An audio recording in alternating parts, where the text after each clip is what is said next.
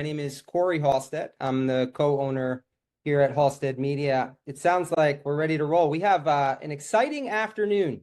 We've got over 150 leading landscaping companies from across the country registered for today's session. So got a wonderful mix of some of our amazing Halstead clients, a bunch of new fresh faces, even got a few landscape industry consultants joining in the audience today. So I want to thank each and every one of you for taking the time out of your day and choosing to spend it here with us and Kyle and Proposify and everybody here. So for those of you who aren't maybe familiar with who Halstead even is, we're going on our, I guess, 12th year as a leading digital and content marketing agency working exclusively with the lawn, landscape, and outdoor living industry. So that's kind of the connection here. And today we're thrilled and honored to have Kyle Racky, who is CEO of Proposify, joining us. So Kyle is going to be sharing some incredible insights on creating winning proposals. Fun fact, we have personally at Halstead used Proposify for many, many years now. So that was the original connection. And it's been a key part of our sales strategy. And for quite a few years, I've been excited about potentially bringing it to more landscape contractors. So for all of us, but for me in particular, today's really, really special. So we're excited to have teamed up with Proposify, along with some other industry leading tools like HubSpot and such to help basically, you guys integrate better proposals, right, into your marketing and sales efforts. Essentially ensuring everything, right? So from brand messaging to ads to content to sales proposals to the CRM, it's all working hand in hand, lockstep to help grow your landscaping company. So just a little bit of backstory, enough of that. I'll turn it over. I'm excited to introduce Kyle Racky, whose expertise in sales proposals has helped businesses across all industries and the landscaping industry close more deals faster. So thank you for being here, Kyle. It's all yours. Thank you, Corey. And thanks, Anna, as well, and the Halstead team for letting Proposify co-host this webinar. Excited to chat with everybody who showed up to this webinar. I always love to get a good sense for why people join us. So, if you can, just post in the chat, typically what we see when people come to look at Proposify is they're usually struggling with one of three things, right? They're either struggling with the professionalism of their layout or their content, so just struggling to get really professional proposals out the door. Sometimes it's just the speed with which they need to do it, so there's a lot of manual entry, a lot of cobbling together documents, just not much process, or there's this lack of visibility. So it's usually sending out proposals and then not hearing back from their prospects and needing to follow up and sometimes getting ghosted. So I would love it if people could just share in the comments, what's the top issue that you're facing right now that maybe is a reason why you decided to attend this webinar? Is it professional content and layout? Is it the lack of speed or too much manual entry? Or is it number three, visibility, getting ghosted, follow-ups, those sort of things? So 1, 2, or 3, what is the biggest issue that you experience in your business that may be interested you in learning more today? So we got Miles saying manual entry, so the process, the efficiency from Sam. Cool. I'll keep an eye on the chat as you guys post, and I'll sort of call it out. So just really quick, who I am. Spoiler alert: I am not a landscaper. That is not the business that I run. I've hired landscaping before, and really am in awe of what you guys are able to do and what an amazing service it can be. But that is not my area of expertise. What I've been doing for a long time is in the marketing area. That was my first business, running an agency. But really for the last 10 years running Proposify, so a software business. And towards the end of this webinar, I'll share a little bit more about what Proposify does and how we're able to help some of our landscaping companies with their proposal process and winning deals. So that's all I'm going to share about myself for now. I know you want to learn and get into the value. So that's what we're going to get into right now. So the things we're going to cover, first of all, why do proposals matter? I know a lot of companies in your space tend to just send estimates or send quotes. So I'm going to talk a little bit about why a proposal could help elevate you. I'll amongst your competitors. I'm going to talk about positioning, why this is so important and why it needs to shine through your entire proposal. I'm going to talk about a pricing strategy, how to display pricing to your customers, how to think about pricing from a structure, from a value perspective. We're going to talk about some tools and some automation to make this more efficient. So, we've got some folks in the chat there saying efficiency seems to be a big problem amongst many of you. So talk about just some good systems, like even if you're not using software, just some really good systems that you can use to speed up the process and close more deals. So let's get into it. I want to first of all talk about why proposals matter at all. So, I've heard some customers say like, hey, before we were using you guys, we were basically sending an applicant sketch. And actually we did like a whole campaign around this last year around like, customers sending proposals or quotes on napkins. It's if you're in an industry where there's very little competition and really customers are pre-sold and they're just coming to you to say like, I just need a price. Maybe a napkin will do, maybe a quote will do. There's nothing necessarily wrong with that. But what we found is that a lot of industries are competitive and landscaping is certainly fits into that category of a competitive industry. And so if your customers are shopping around, if they're getting multiple quotes from different vendors, then the proposal is really your chance to stand out amongst the competition. Then we're going to talk about the actual structure and layout of proposals and how they're different from just quotes. But really, when you think about it, whether you're selling commercial, whether you're selling residential, people are still influenced by visuals, by really great content. It's why obviously advertising works. It's why we, love Apple products, or many of us do when we open an Apple product, because of the thought and care they put into the packaging. It's no different with a proposal. And a proposal is a chance to sell when you're not in the room. So that's why we always recommend sending a proposal, especially for larger deals, more complex deals, or ones where there's multiple stakeholders where you can't always get in a room with them and sell them one-on-one. Now, I want to talk about positioning, and we'll probably just stay here for a few minutes because, if you're like a lot of folks who start businesses, and certainly in landscaping, most of you, I'm going to assume, did not start a landscaping with a marketing degree, right? And many of us, even in the marketing industry, have not don't have necessarily degrees in marketing or have gone super deep in positioning, because it's really one of these not super well understood concepts. But I think when you get it, it can make a huge difference in how you think about just your marketing, your business in general. But when we think about positioning, we're often, when people hear that word, they usually think of something like a positioning statement, like we deliver the best products and services to customers in our market. It's something very kind of broad and somewhat generic. And I'd like you to kind of just erase that from your mind. So kind of forget everything you might have heard of when it comes to positioning. I'm going to talk about somebody who I'm a really big fan of. People may not have heard of her. She's really big in sort of like the software space, but April Dunford. She wrote a book called Obviously Awesome, and it's really all about positioning. And she's typically talking to software companies, but I think the principles are so universal that they can really work for any business.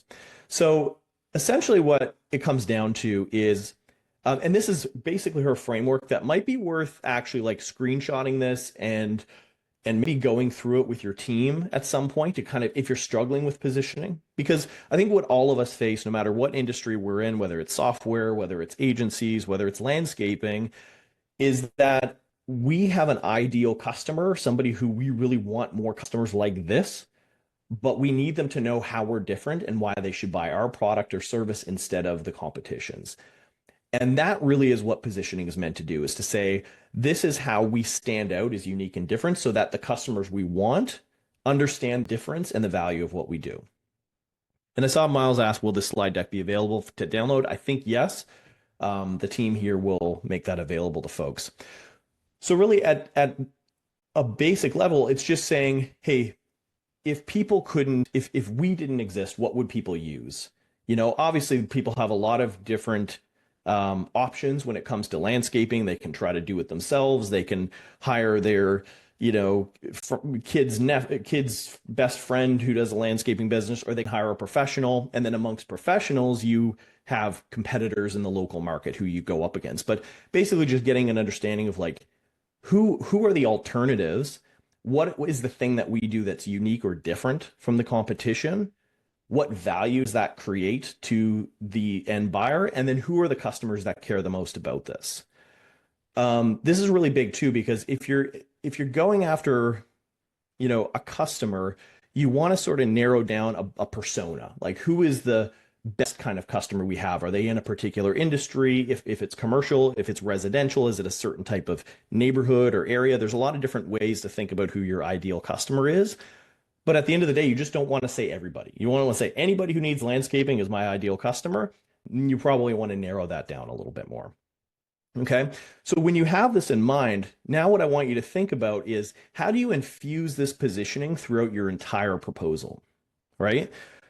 So a couple ideas here for what potentially landscaper can do, although I'm totally open to ideas. Like I said, I am not a landscaper myself, so there might be things I'm not thinking of here, but potentially it's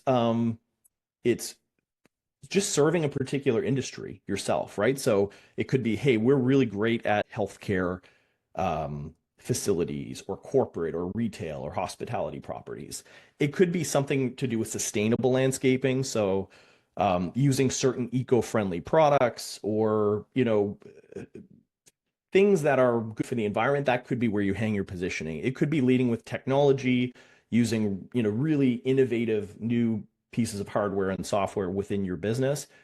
Whatever it happens to be, that is sort of where you're hanging your hat and saying, we're the best in the world at this one thing. And then that positioning is visible throughout your entire proposal. Makes sense so far? So I'm going to now look at what are the elements of a really successful proposal. If you're just going to look at, okay, how do I get started? If you're sending estimates today, I'm a really big fan of a cover page. This sort of maybe sounds basic, or it doesn't, but it's something that it's the first page that people see. And so if you want to really create a wow kind of impact, especially if you're going up against other competing firms, having a really compelling cover page, I think, is step one. Doesn't need a ton of information on it, but just needs like really big pictures, especially if your work. Landscaping is a really visual service. Obviously, what you produce and create is beautiful. And so showing that within your proposal is really important, especially on the cover page, because it's the first impression that you're making with your buyer. Then as you go on, you have the executive summary. I think that the vast majority of proposals can be highly templated. There doesn't need, you don't want to be reinventing the wheel and rewriting it every time. But the executive summary is the one piece that should be as personalized as possible. Because this is your chance to tell the buyer, to tell the prospect, hey, I heard you. I heard what your concerns are. When we spoke during the discovery process or the estimating process, oh, the slides don't seem to be advancing. I just got a message. So are people seeing scope of work, approach? Nothing? It's all frozen? Okay. Let me See, just try positioning your resharing. business. Okay, let me just try resharing that again. Thanks for letting me know. Okay, so you're seeing this. Seeing Yep. elements of a winning proposal? We can see approach. No. Executive summary, none of that? No, just approach. Okay. Pardon me. Technical difficulties here. Let me just unshare this for a second and reshare it. Hopefully this will kick in now. Okay, so you see approach now? Yes. Okay, perfect. Okay, great. So this was the slide I was on, executive summary. So this is an example of the executive summary where it really doesn't have to be long, but think of it kind of like a cover letter. This is really your chance to show the prospect that you heard them during the discovery process, where they might have said like, hey, this is what I'm really trying to accomplish with this property or with this project. Here's the things that I'm concerned about, or the the misgivings I have, or what, whatever it is, this is your chance to sort of reflect back to what you heard so that they can feel heard and understood. And then again, this is something that, depending if you're going commercial or not, this might be shared with people who you haven't talked to during the sales process before. So it's a really good idea to kind of make this as personalized. And really, like, I don't know how many people are using AI. This can be a really useful tool for personalizing cover letters. Obviously, you have to ensure that, you're not just using AI to do it and not, checking it and editing it, but it can be helpful in sort of feeding back information you heard during discovery and making that letter a little bit more personalized. The next really important part of an effective proposal is the approach or the services. Remember, I talked about positioning. This is a chance to reinforce that, right? So these are the type of, maybe it's the materials you use, maybe it's the irrigation water management system that you're using, a chance to highlight your products, a chance to highlight your approach. And again, why is this different or better than maybe what other competing services are offering? The scope and deliverables is pretty straightforward. This is just, here's exactly what you're getting. Here's what you're not getting. Again, this is also a chance to sometimes make it clear what you're not delivering, because clients will sometimes make assumptions and go, oh, I thought that this would be included. And it's your chance to say, like, this doesn't include X, Y, and Z. And then that's potentially an upsell opportunity there as well. So scope and deliver is pretty straightforward. This can be highly templated, assuming that most of your work is pretty similar. Doesn't have to be super different. Now, about us is really great. Like, a lot of times people, if they have an about us section in their proposal, they'll just make it all about like when the company was started and who started it, which, maybe include that. But really what's more effective here is use video if you can. If you have like a marketing video, maybe that you've done, about your team and about your work and maybe happy customers that you've served, this is a great place for that. Any industry awards, any certifications, that kind of stuff. But really, like, go heavy on social proof, which is like testimonials, notable logos that you've worked for, and all that kind of stuff. So really a chance to highlight yourself here. Service map is really useful as well. If you want to showcase, here's the area and like of what we're actually going to do, but also maybe like a Gantt chart, like you can see here in the template of like, hey, there's a lot of services here. This is going to stretch over certain months or seasons. And here's when the work will start and here's when it will be done. That could be really useful just to give the prospect of a visual timeline of what's going to be delivered and when. And this can also really help a little bit with closing faster, because people tend to put things off, especially buying decisions, right? Like, buying is one of the most painful things you can do, especially if it's a high priced service. And so just showing them that, like, okay, if we start here, this is when we'll be done the service. Obviously, some of this is seasonal, right? Things have to be done at a certain time of the year, but it can really help them just kind of move faster and sign faster, because they know that, like, the longer we drag out signing your proposal or contract, the longer it will take to get this work started. So it can kind of be used as a very subtle time constraint, which is useful in sales. Then we get into the pricing. I'm not sure how folks charge here. What's really common, in landscaping, we see a lot of like very much project based. So, or like what we saw here, this part, the mowing, the seeding, the weed control, these are all separate services that are broken out with a fixed cost. Sometimes we see hourly. I'm really not a fan of hourly based pricing, because for multiple reasons. So first of all, like, if you charge hourly, the more efficient you get at your job, the less you get paid, right? It's like, I can do the work really fast. I'm going to make less money because I'm charging hourly.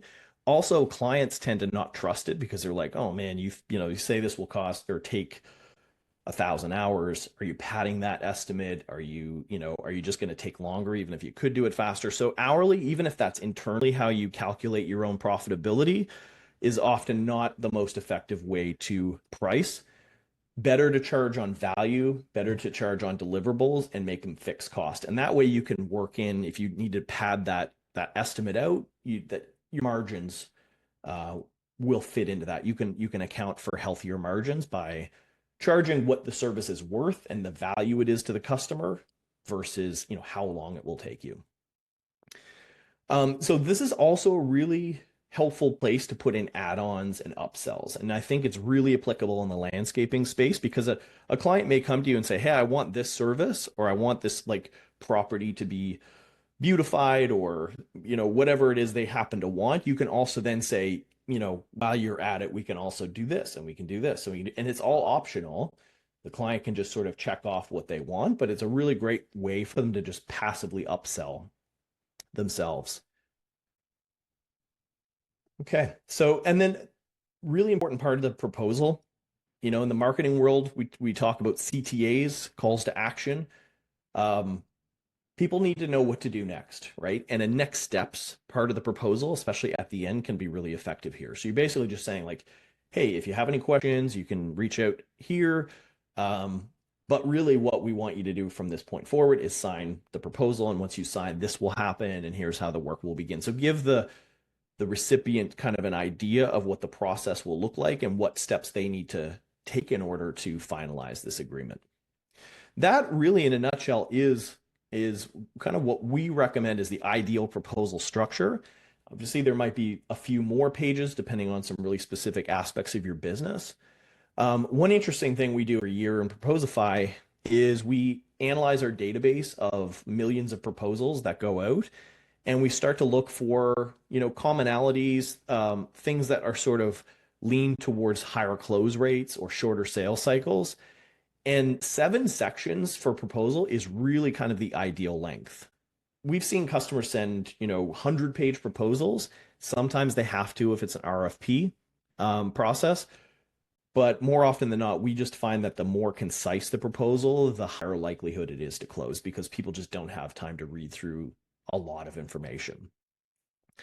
If you have any questions about this, about the structure of the proposal, about anything that I spoke about, definitely feel free to leave it in the chat. We're going to be doing some Q&A at the end, so we'll have these ready to go. So one thing I just spoke about was the process of sending a proposal and the time it takes. This is actually taken from our stated proposal. So when we looked at all of our proposals and documents that are sent through our system, these are the average time. So about 17 minutes to create, about 80 minutes that it takes for the prospect to open the proposal, the amount of views it takes for a winning versus a losing proposal. So interesting thing last year was 10 views on average for a customer versus 7 views for a losing proposal, right? So different from the years prior where we actually found that at a certain point, more views led to a decline in close rates, but it does tend to fluctuate a little bit every year. But point here is that your buyers are not just looking at your proposal once and buying, they're usually coming back and looking at it several times. And then we looked at on average about 2 days to close the deal. So of course, this is split across all different industries, not just purely landscaping. So some of it will differ a little bit depending on your industry. Now, one thing that, when we talked about what the pain is for a lot of folks sending proposals, a lot of you said efficiency and speed and time and manual entry was one of the bigger problems. This is why, there's a couple different ways to improve this. So often what happens when people say like there's a lack of efficiency and it's taking way too much time to send these things, they usually don't have a system for it. So, they're just taking whatever the last proposal they sent was. It's usually in Word, and then they, copy it, they make changes to it, they email it around if they have to collaborate internally. And this is where actually a lot of the inefficiencies and a lot of that manual entry comes from. So what we always recommend, whether you're using a dedicated proposal tool or not, is to just have a template strategy, which usually means having like, if it's a Word document, have a Word document that is like all caps template that has everything in it that you possibly need. And then when somebody needs to create a proposal, they'll just copy that, change the name of it, and then just cut out all the things that they don't need. That can work really well. If you have access to like a content library or like a shared drive where you have all of these assets in one place, that can make it a lot more efficient too, because then instead of having, a master template with everything, you can have a template with just the essentials, and then you can just pull in the assets that you need, the team bios, the work, the case studies, whatever it happens to be. And then a lot of things that, people may not be aware of is just that there's tools now today like Zapier and other sort of automation tools that you can use that can just make automating a lot of parts of the proposal a lot faster as well. For instance, if you use a CRM, then you can have deal stages update automatically based on certain actions and triggers that happen. So I'm going to share a little bit about how Proposify might do that. But just so you're aware, having a good system, having some of these tools in place can really make the speed to create proposals a whole lot faster. Okay, I'm going to share a video. So if anybody's wondering about Proposify, what is it? One of our customers is Yellowstone Landscaping. This is only a 3-minute video, so I'm going to just play this video for folks so you can kind of learn a little bit more about what we do. And if you stay on afterwards, we're going to do a couple things. We're going to be sharing the template that I've been showing on this webinar, make that available to everybody, so that if you want to check it out, if you want to use it in Proposify, it's all there for you. You can sign up for a free trial and use it that way. Like we said, the deck is going to be available. And at the end, what we're also going to do is like kind of a live critique of proposals. We've got a couple we're going to do here. I'm going to open up some of the proposals that you've shared and just kind of walk through a little critique of like what could be better, what's being done really well in this document. So stay tuned for the end. We're going to have all that ready to go. In the meantime, I'm just going to share this video. Like I said, it's about 3 minutes. I want to make sure that it's sharing the sound as well. So let me know if you can't hear this. I think Proposify is a big part of our success. In the 10 years I've been here, I've seen the company grow 7 times what it was when I started. Yellowstone's become a national company. We started in the Southeast, but we've expanded and we now have 16 states, about 65 locations, and we employ about, in peak season, around 6,000 employees. I have seen what our business developers used before we had Proposify, and man, I'm happy I don't have to do that. Before Proposify, I think we were pretty normal. We had a library of PDFs, PowerPoint decks, and Word documents, and things that people had kind of cobbled together themselves, and there was really no way to see what was going out our door. And so for a company, as we grew and expanded and want to be taken seriously as a leader in the marketplace, we quickly realized that wasn't going to be good enough. To be honest with you, I was a little apprehensive to start Proposify. Through all this, though, I can't tell you how much it sped up our work. When I came across Proposify, it was the first tool I found where a user who wasn't a graphic designer could take my template, modify it, and have it look great, and deliver that proposal electronically or in print, and have those be the same thing. For the first time in our company's history, we had visibility into what every rep was sending out. We could coach them and find ways to help them fine-tune their proposals to be more successful, help them close more deals. And really the business intelligence that Proposify offered us about what our clients were looking at, what they cared about in those proposals was game-changing for us. And it allowed us to go back and retool the way we did our proposals. And our proposal now is vastly different from what it was even in 2018 when we started with Proposify. But we took all that intelligence that we gathered from hundreds and hundreds, and at this point, thousands of proposals we sent out. We know exactly what our clients are looking at, where they're spending the most time when they're looking at proposals, and then we're coaching our salespeople how to talk specifically to the issues that we know the clients are concerned about because we've got the data for the first time.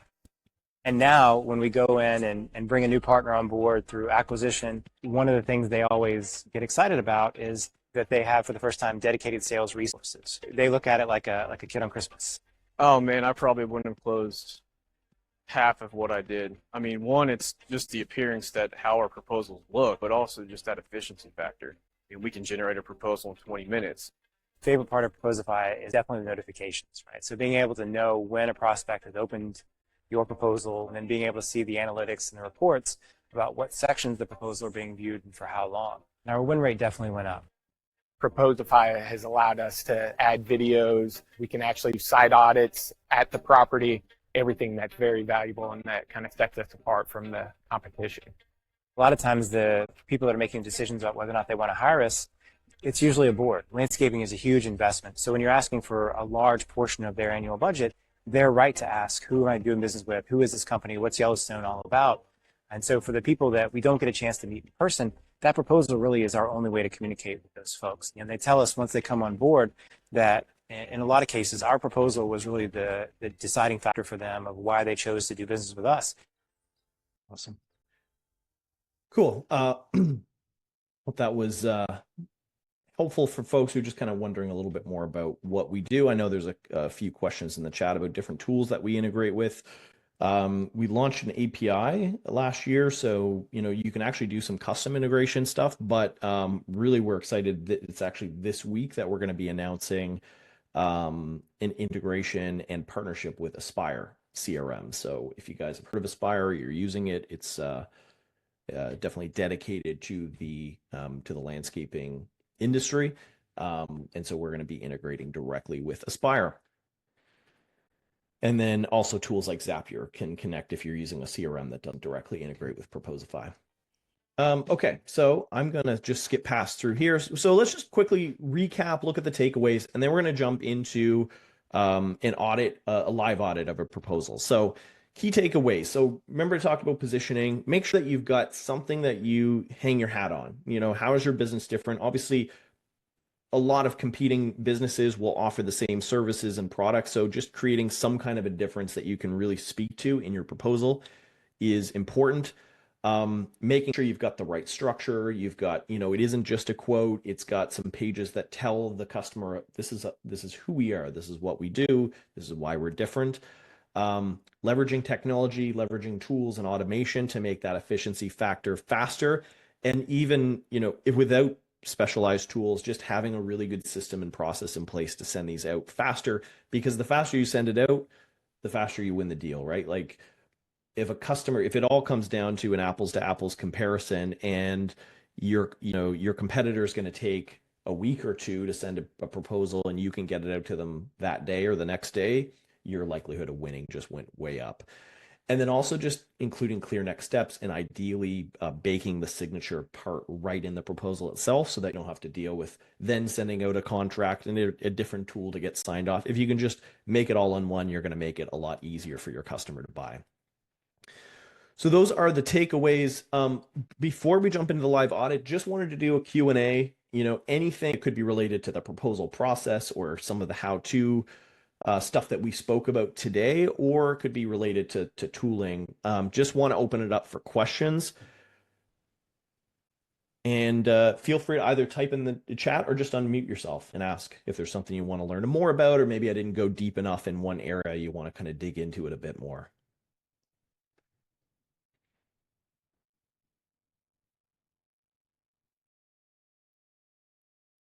Don't be shy. Okay. We got a question from Michael. If you do custom design build, how detailed should we get with the task scope and pricing? 1 page, 5 pages. Michael, are you okay with unmuting yourself and just kind of expanding on that a little bit? Can you hear me okay? Yeah. Yeah, I've sorry, I don't know if my video is working, but yeah, I've got a proposal of my own. I've right now just got it basically site prep, irrigation, landscaping, retaining wall, lighting as line items with a small paragraph beside each. So again, if a project's $80,000, do you find that clients are okay with that level of detail on an $80,000 project? Just 5 line item blurbs, or would you go into more depth and make that several pages just on, okay, for landscaping, we're including these 60 different types of plantings and detail, this is how we're going to construct your patio. Like, I'm just curious from your end, do you think minimal is better? Would you provide supplemental appendices or something like that for higher detail rather than just a one pager? I'm just curious if I can see maybe if it's window washing for $600, it does make sense to be brief, but I'm just curious on a larger scope project like design build if you'd agree with that. Yeah, I think so. I think, a lot of it depends on the knowledge of your buyer. So if you're selling maybe to a commercial buyer who has these types of services done all the time and knows what's involved, you could probably stand to be a little bit more brief with it because they know what it is. I'll say that, back when in the day, I used to run a web design business, and I would put a lot of technical terms in my proposals to like show the client that I, was cutting edge and we knew what we were talking about. But half the time they didn't even know what those terms were, like HTML and CSS and different web technologies we were using was just gobbledygook to them. So I would say, like, if you're performing a service that they may not even know what that is potentially, that's where you would probably want to break it out in a little bit more detail.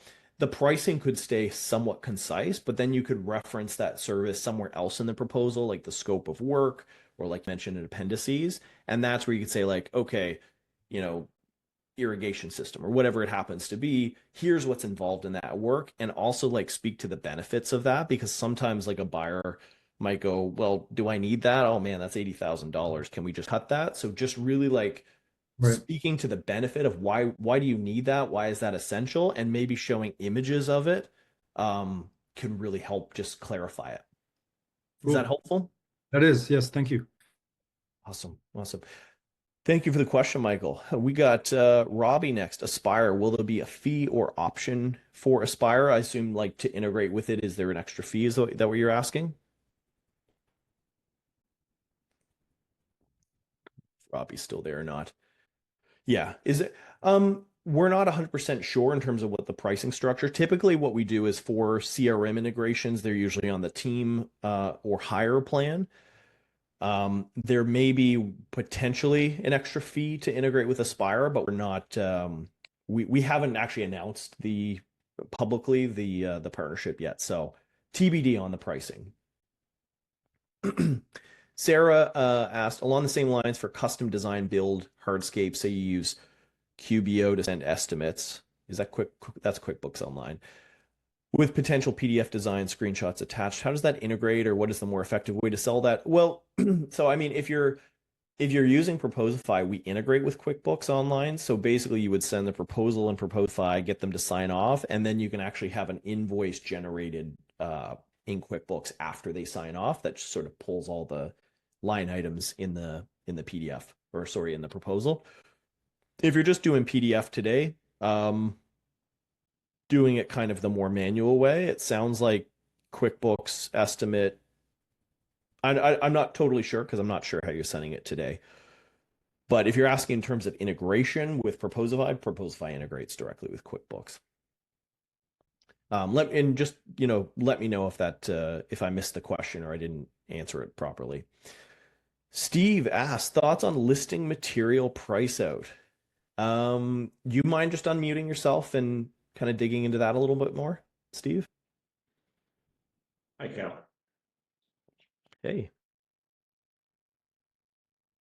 So currently, the way I do my pricing is it's listed out. Sometimes I'll play around with things where I might try to combine the pricing and the labor involved. What I found over time is a lot of my competitors just give a blanket price. They'll list the details and maybe the quantity and then one lump price.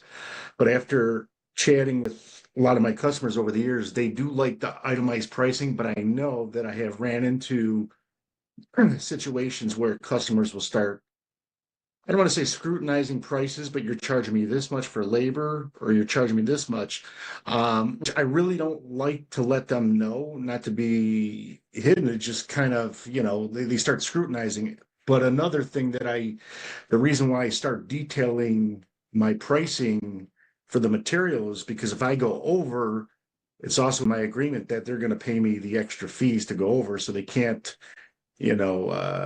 say, hey, well, you didn't tell me how much of this material costs. Well, there's a line item that tells you how much the material costs, and we actually went over. So, you owe more.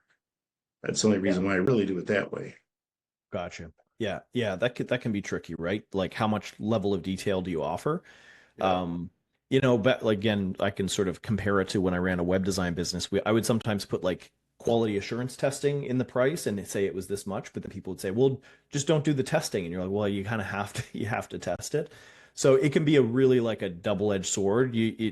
It's nice to have the transparency of here's all the details broken out. Some buyers really like that. But others, it just sort of invites them to start picking it apart and trying to see Yeah, if they can shave scrutinizing things down. Yep. Yeah. So one idea there could be, I think when you're presenting the pricing on the pricing page, which by the way, our data says that is the number one place people go first, probably no surprise, but people are going to go to the pricing page first.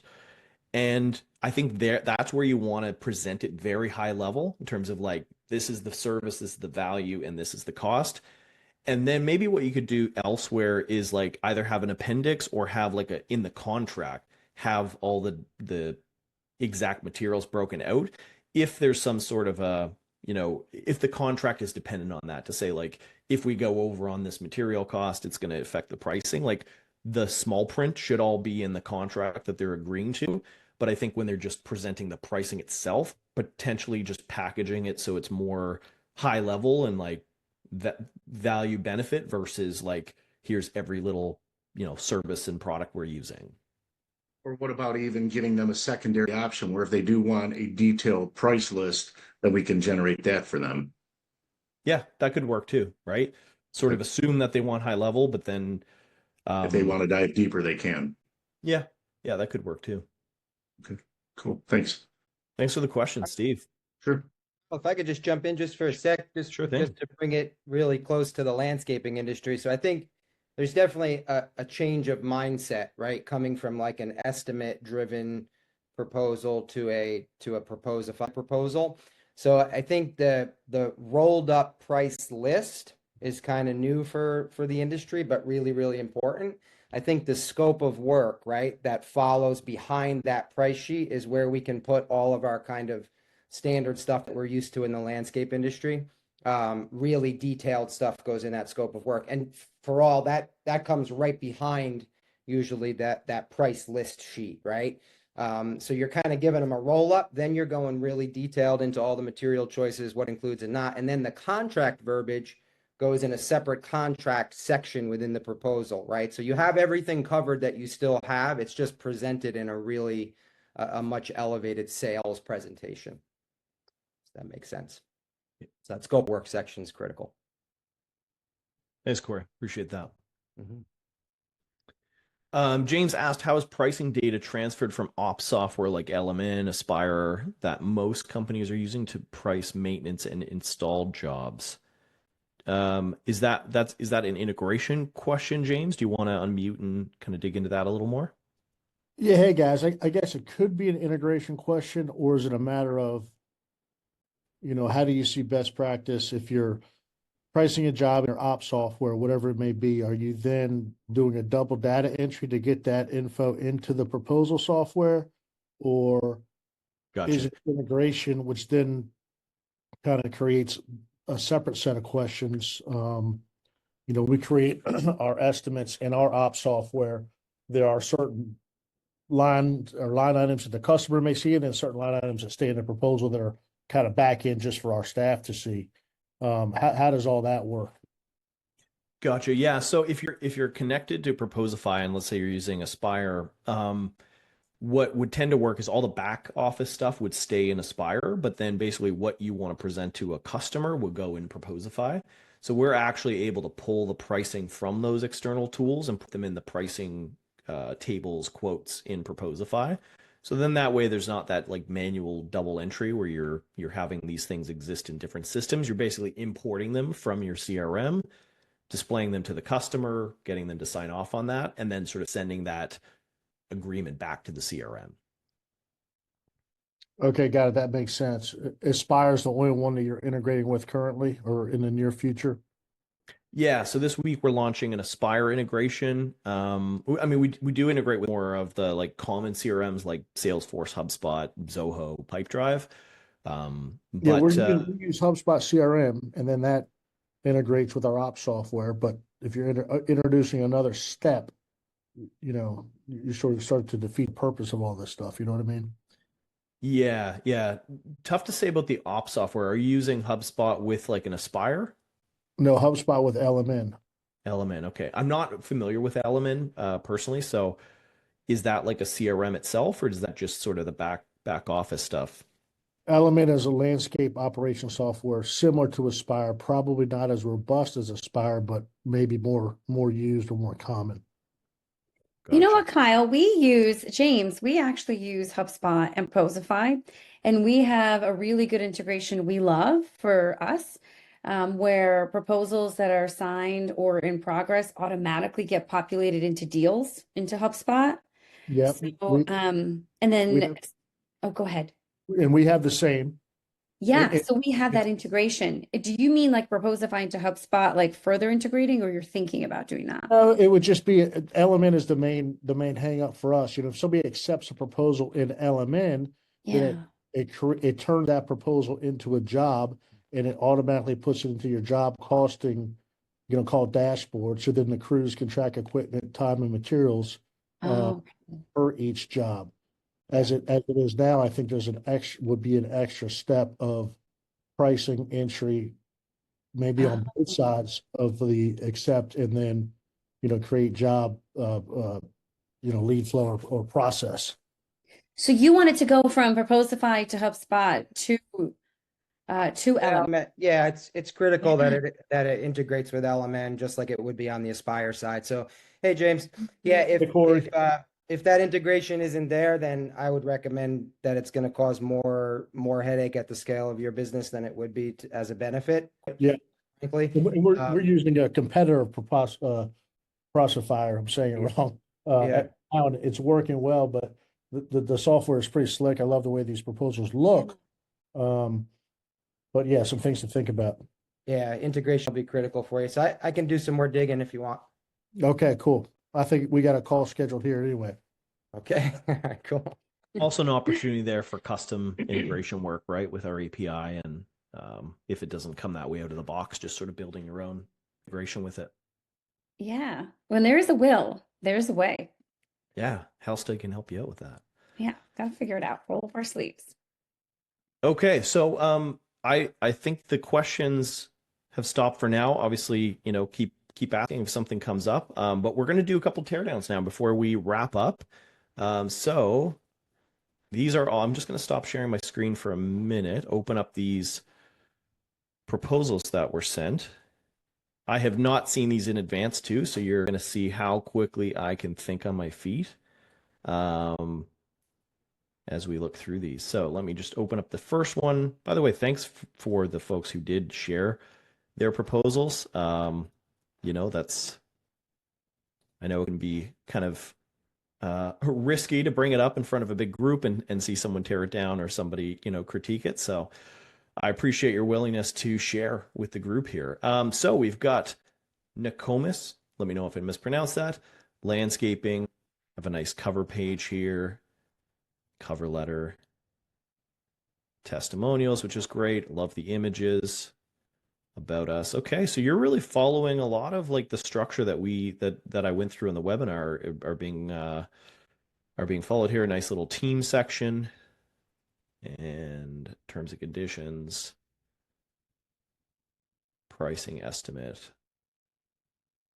And again, I may be a proposal expert, but not a landscaping expert. So if anybody here looking at this has any, thoughts, ideas, feedback as well, I'm sure that would be valued in terms of just things specific to the industry here. But I would say overall structure would give that a 5 out of 5.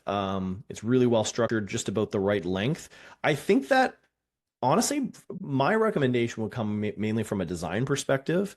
And Anna and Corey also feel free to jump in here too, where this is what you guys do as well. But I think a little bit of just polish on the design side could really help in terms of like typography and colors, maybe using like some full color pages or something like that, maybe similar to what we saw on the in the presentation.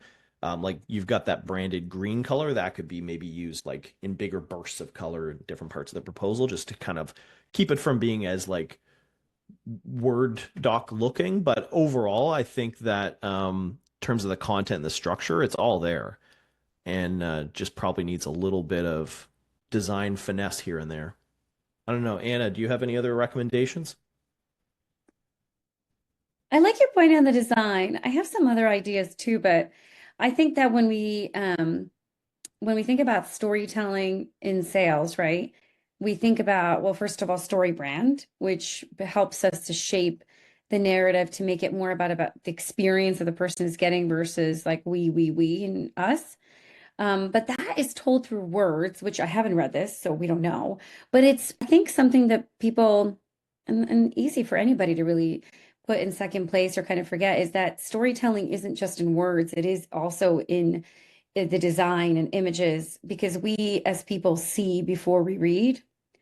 So like the things you mentioned about colors and things like that, and making it less word forward.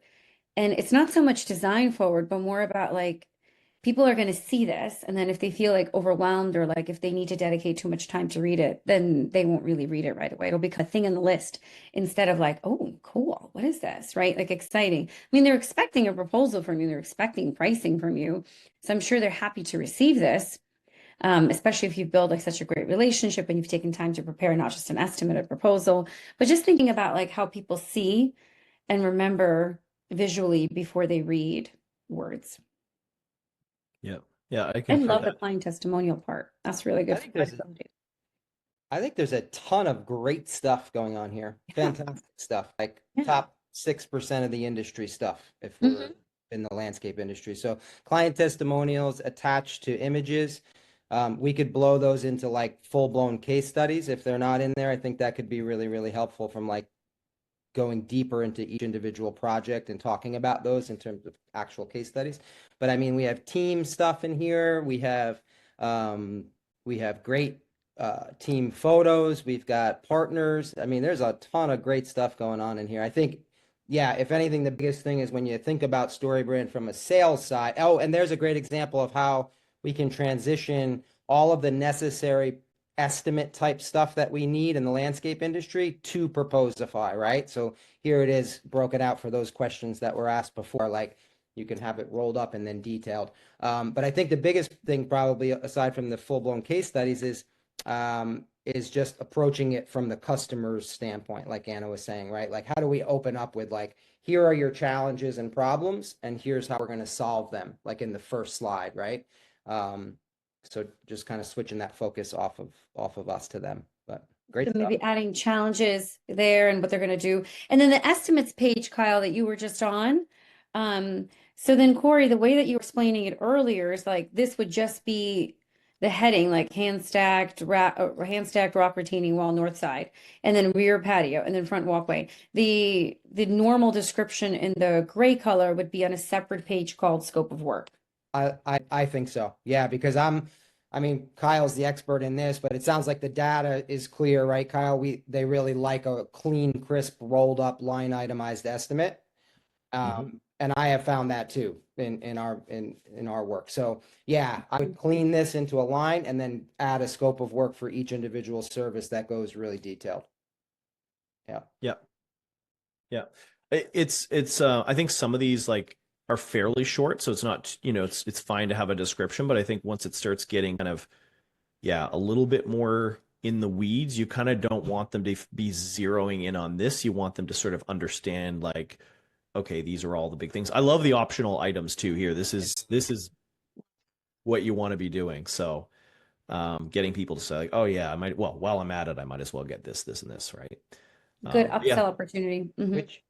Which is great, right? Because they're modular, they're templatized, right? So if lighting is not involved, we know it's going right on to every proposal as an upsell, which is fantastic. Absolutely. Mhm. Scott also mentioned adding a video can make it more engaging too. So what some people do, I don't know if you've heard of like Vidyard or Loom or those types of video tools, but your sales rep can literally shoot a video of them talking through the proposal and then send that in advance of the proposal, or even embed it right within the proposal so that if you're on the cover page, you can watch that little personalized video. Yeah, yeah. And psychologically, when you have the scope written underneath the title like that, because I want to say something more about it. Like when you so first of all, it requires more manual work every time you prepare a proposal to separate out the scope from the title. It will increase the time it takes. But I think the ROI is obviously positive because we keep talking about it. But the reason, and there's a few, but one of the things psychologically, I think what happens is as a homeowner, if I was to receive this and I was to read like, okay, hand stacked rock, I would read like, okay, 2 to 3 tiers. I would really get into the weeds of that individual price, and then again, row by row. And then I would be like, only 144 square feet, New Stone Manhattan. But what if it ends up being 147? Is that 3950 going to become 4,050? So I just feel like I get into the weeds too quickly when I'm looking at this. Whereas when it's separate, just seeing this, and then I'm reading the scope, and then my mind, I'm not processing individual line items. So I'm going to have less questions about the individual line items in my next meeting with you. So, which obviously reduces the chances that I'm not going to sign, or increases the chances I'm going to sign. Mm-hmm. Yeah, and I think like even just if you're going to use a description speaking to the benefit of that thing, and it might seem like silly or obvious to us or to you, but to a customer who doesn't know, they might be like, why do I need a retaining wall? Or like, so even just using that description to basically be like, this is why this is this is essential, this is the benefit that it's going to offer you, and like you said, Anna, all the technical details can kind of exist somewhere else. Oh, I like that. So leaving a description there, but the description is benefits, whereas the actual what's would be in a separate. Yeah, that's a Which great is way to like put it. that whole story brand thing, right? Like they're not Mhm. buying hand stacked rock retaining wall, right? They're buying this new space to entertain their family and spend time, right? Like this is about the sizzle. A proposal, it's like all about the sizzle, right? Like, oh my Mhm. gosh, you're gonna change your life by doing this and that and this and that. So those elements are important. Yeah, this is, and copywriting skills are, you know, people may not fancy themselves copywriters, so it can be helpful to even get a copywriter to do some of this stuff. Work with AI a little bit to get something. But yeah, if you can just speak to like the benefit of why this thing is important versus all the technical details of what is included, then I think you start to get people thinking more about, less thinking about like, oh, well, do I need all that? What if we didn't, what if it was 24? All those questions sort of get out of their mind while they're just looking at the price. I'm going to bring up, thank you for sharing that proposal. We're going to open up, we're going to do two more. We've got, let me take a look. Okay, we're going to open up the next one here, which is home turf landscapes. Let's take a look. Let's see what's going on here. Okay. So this one looks a little bit more like a traditional estimate, right? Like it's got the proposal number and the property and the customer. Let's just go through it here a little bit. Starts with the price on the first page. And then we sort of get into terms and conditions. So, I mean, I think this one could benefit from a lot of the principles we spoke about throughout the webinar. So like starting with a cover page that kind of like the sizzle, sells the sizzle Corey spoke about, like maybe a big, beautiful picture of a property that Home Turf has done before, a big, client quote, they were the best to work with, something like that can maybe just make a stronger impression than just seeing like, boom, details and price on page one.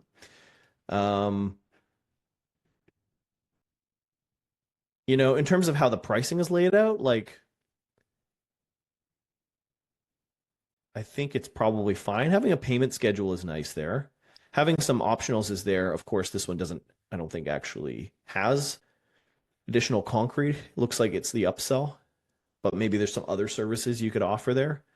When you get into the contract stuff, that stuff just becomes a little bit, it's very detail oriented, and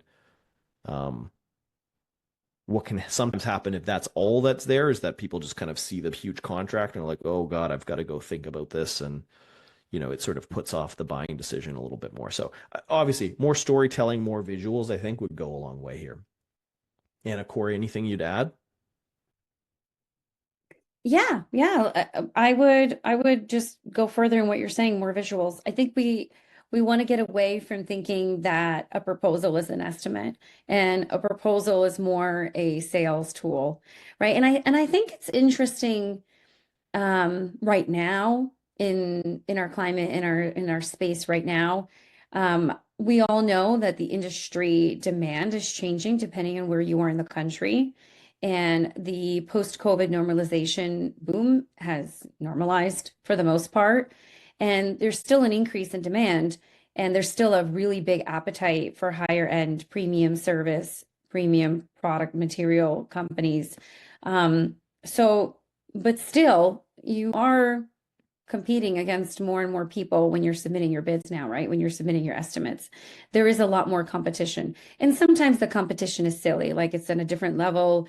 Maybe you're competing sometimes with people that are like pricing it crazy, like, it's not an apple to apple company. Forget those companies, right? When you think about just apple to apple, like your quality and your experience versus another one, and you do have a need, right? There is a need in today to fight a little bit more for these opportunities than you had to fight a year ago, than you had to fight 2 years ago. So these proposal opportunities are not like just estimates. You're still selling. And you still are being considered against potentially at least 1, 2, or 3 other companies. And then when somebody has 2 or 3 proposals, let's say they printed them, or let's say they have them on their computer and they're sitting there with their spouse reviewing them, we just visually see first, right? Like which one is going to really appeal to us? Which one are we going to really connect with? So I think the visual is so important. And I love how Proposify makes that easier. That's great. Thanks for sharing. All right, I'm going to open up the last one that we've got here for the teardown. Or sorry, for the critique. Jen doesn't like when I call them teardowns because it sounds critical, but no, we're just being constructive here. Okay, so we've got tree and stone landscape construction. So let's give this a quick little look through. So we do have a cover page, which is good. And then we get into lots of details about, looks like, scope of work and cost estimates. And we've got a sign here page. Okay. So I think very similar feedback as what I would have given the other ones, which is, include the storytelling element, include the story brand part of it, the positioning. Here's how we're different. Here's how we're unique. Here's who might care more about those differences. The personalized cover letter, the big images, all that kind of good stuff. Customer testimonials, social proof. So I think, again, just creating more of the story behind this would go a long way, making it a little bit more visually appealing with, color and imagery. I think that there's, a few quick improvements could take this one a long way. Anything you'd add there, Anna? I like that there's some credentials on the cover. There are associations that they're an ICPI certified installer, main licensed starburst. I like the credibility there. I think that's helpful and good to put on right on the cover. I love that. Mm-hmm. Yeah. Yeah, absolutely.